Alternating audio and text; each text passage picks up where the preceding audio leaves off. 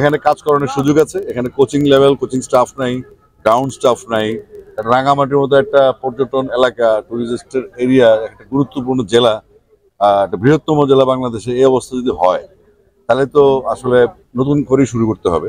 তো আমরা প্রস্তুত আছি। আমি আমাদের যারা অ্যাডহক কমিটির এবং আমাদের যিনি কাউন্সিলর আছেন তাকে আমি বলেছি দ্রুততম সময় আমাদেরকে রিকোয়ারমেন্টস গুলো দিতে আমরা প্রস্তুত আছি এগুলো ফিল আপ করার জন্য। নারী এবং পুরুষ বোথ সাইডে যদি আমরা কাজ করতে পারি এবং নিবিড়ভাবে তাদেরকে পরিচর্যা করতে পারে, অরিজিনাল ট্যালেন্ট কোনো খাতির ছাড়া, এবং তাদের ফিটনেসটা হচ্ছে আমাদের মূল অ্যাডভান্টেজ। তারপরে আমাদের ট্রেনিং ফ্যাসিলিটিস বা যেগুলো আমাদের বাকি আছে সেগুলো আমরা দেখতে হবে।